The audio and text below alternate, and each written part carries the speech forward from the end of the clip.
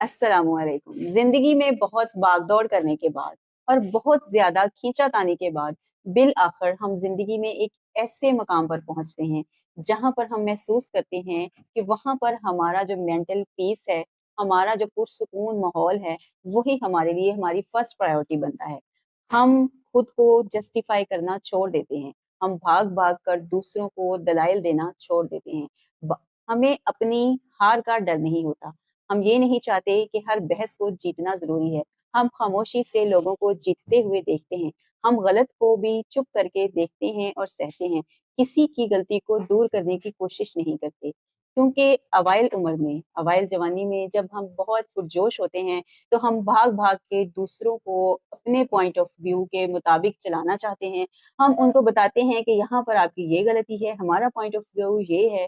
हम इस चीज़ को इस तरीके से महसूस करते हैं। लेकिन आहिस्ता-आहिस्ता जब आप ज़हनी बालिदगी की तरफ आते हैं, जब आप मैच्योरिटी के लेवल तक पहुँचते हैं, तो बिल आखिर आप खामोशी को तरजीह देते हैं। क्योंकि खामोश रहना आपके दिमाग को, आपके माइंडसेट को और आपके मेंटल पीस को दोबारा से बावफ़ावर करता है। क्योंकि खामोशी आपके दिमाग को पुरसुकून करती है।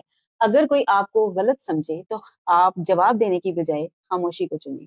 अगर कोई आपको, आपके फैसले को और आपकी ज़िंदगी में आने वाले जितने भी वाक़यात हैं, उन पर उँगली उठाए, तो आप अपने दिल में, अपने माइंड को ये मैसेज दें कि ये मेरी ज़िंदगी है, ये मेरे फैसले हैं। जब आप अपनी मुश्किलात से और आप अपनी वर्थ को जानते हैं और आप लोगों को जवाब देना छोड़ देते हैं, आप जानते हैं कि ज़िंदगी में हर जंग जीत लेना ज़रूरी नहीं होता। आप ये सीख जाते हैं कि खामोश रहना, कभी-कभी ठहर जाना और रुक जाना और चीज़ों को अपने फ़्लो में बहते हुए देखना और खामोश रहना आपकी असल ताकत है। लिहाज़ा खामोशी को चुनें। कभी-कभी ठहर जाएँ, रुक जाएँ, फिर देखें कि आप खुद को कितने वैल्यूएबल महसूस करते हैं। शुक्रिया।